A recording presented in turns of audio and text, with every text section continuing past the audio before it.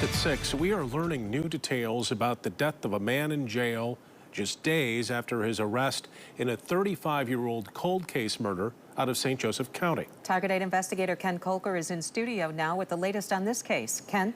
Brian, and Sue, it was new DNA technology that led police to Robert Waters in the brutal murder of 19-year-old Kathy Swartz in December 1988, solving a case that had stymied detectives for more than 3 decades. Robert Waters, a married father of 2, was living a comfortable life in Beaufort, South Carolina before his arrest on April 30th. The 53-year-old man, who lived near Three Rivers as a teenager, owned a plumbing company in South Carolina. He had no criminal record.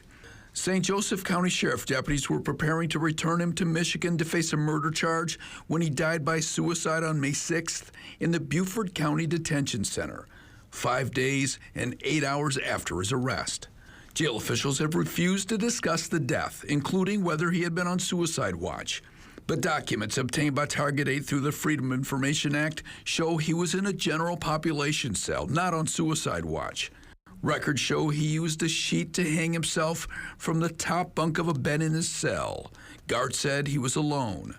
He was dead by the time jail guards found him. Guards told investigators they last checked on him a half hour earlier, and they did not appear to be suicidal. That in the days before his death, Waters, quote, did not appear to want to hurt himself and seemed normal. Another described him as a nice person. Waters was not investigated initially in the murder of Kathy Swartz, who was killed in her apartment while her 9-month-old daughter Courtney was in another room, unharmed. Kathy was beaten and strangled before her throat was cut. Police believe that Waters, a former classmate and friend of the victim's fiancée, had tried to sexually assault her.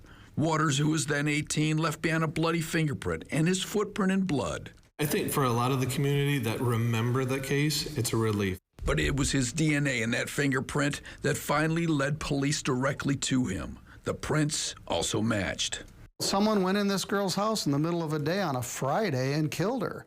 St. Joseph County Judge Jeffrey Middleton, who worked on the case for years as a prosecutor, thought that the case would never be solved or that the killer had died without justice. Then he learned of Waters' arrest and his death. When you heard that he died by suicide, what was your reaction? I felt like somebody let all the air out of me. He figures the death was an admission of guilt. So he knew it was coming. And so for his wife and family, and to save everybody the shame and humiliation, you take the easy way out. In Waters' jail cell, guards found Bible-based pamphlets about creation and forgiveness.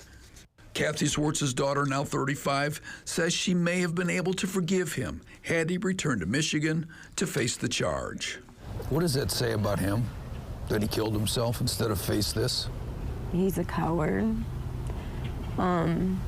I feel there might be more to the story, and him just taking his own life was the easiest way for him to not have to deal with anything. We have the complete death investigation report on our website at woodtv.com.